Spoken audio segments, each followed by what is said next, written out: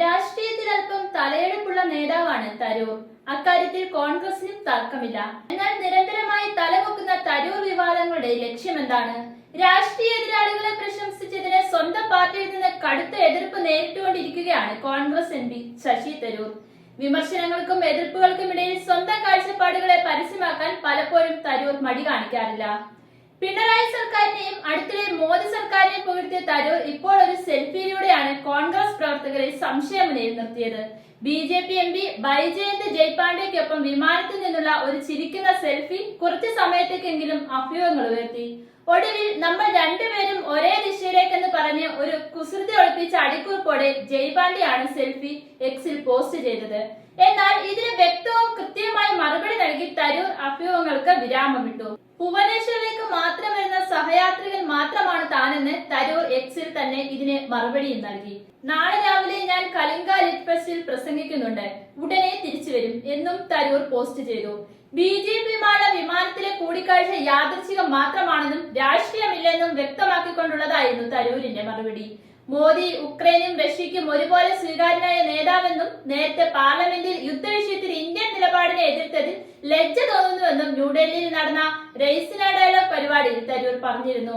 അതിന് ആഴ്ചകൾക്ക് മുമ്പാണ് തരൂർ കേരളത്തിലെ LDF സർക്കാരിന്റെ വ്യാവസായിക നയത്തെ പ്രകീർത്തിച്ചത്.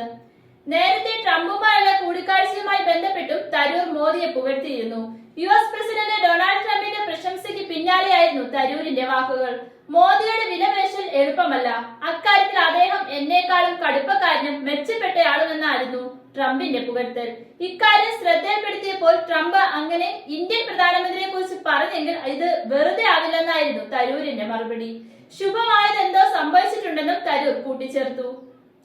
ഞങ്ങളുടെ ജനങ്ങളെ നിങ്ങൾക്ക് അപമാനിച്ചേക്കാൻ കഴിയില്ലെന്ന് അടച്ചിട്ട മുറിക്കുള്ളിൽ മോദി തീർച്ചയായും ട്രംപിനോട് പറഞ്ഞിട്ടുണ്ടാകുമെന്നാണ് ഞാൻ കരുതുന്നത്. അനധികൃതമായി കുടിയേറിയവരെ നിങ്ങൾക്ക് തിരികെ ഇന്ത്യയിലേക്ക് അയക്കാം, ഞങ്ങൾ അവരെ നോക്കും, അവർ ഞങ്ങളുടെ പൗരന്മാരാണ്. കയ്യിൽ വിലങ്ങും കാലിൽ ചെങ്ങലയും വിട്ട് സൈനിക വിമാനത്തിൽ അവരെ അയക്കുന്നത് ശരിയല്ല എന്ന് മോദി കൃത്യമായി പറഞ്ഞിട്ടുണ്ടാകുമെന്നാണ് താൻ കരുതുന്നതെന്നും വാസ്തവം അറിയില്ലെന്നുമാണ് തരൂർ പ്രതികരിച്ചത്. അന്ന് കോൺഗ്രസ് അധ്യക്ഷൻ മല്ലികാർജുൻ ഖാർഗെയും രാഹുൽ ഗാന്ധിയും അദ്ദേഹത്തെ ഡൽഹിയിലേക്ക് വിളിച്ചു വരുത്തി പാർട്ടിക്ക് വിരുദ്ധമായി സംസാരിക്കരുതെന്ന നിർദ്ദേശവും നൽകുകയും ചെയ്തിരുന്നു. എന്നാൽ അത് മുഖവിലേക്ക് എടുക്കാതെയാണ് വീണ്ടും മോദിയെ പുകഴ്ത്തി തരൂർ രംഗത്തെത്തിയിരിക്കുന്നത്.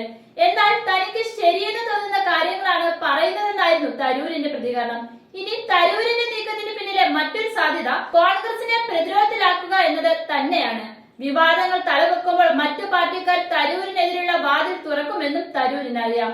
അതുകൊണ്ട് കോൺഗ്രസ് കാണിക്കുന്ന ഈ അവഗണന മനോഭാവം മാറ്റിയില്ലേ പാർട്ടി മാറുമെന്ന ആശങ്ക ഉണ്ടാക്കി അർഹിക്കപ്പെട്ടത് നേടിയെടുക്കുന്ന ലക്ഷ്യമെന്നാണ് അദ്ദേഹത്തെ വിമർശിക്കുന്നവർ ചൂണ്ടിക്കാണിക്കുന്നത്.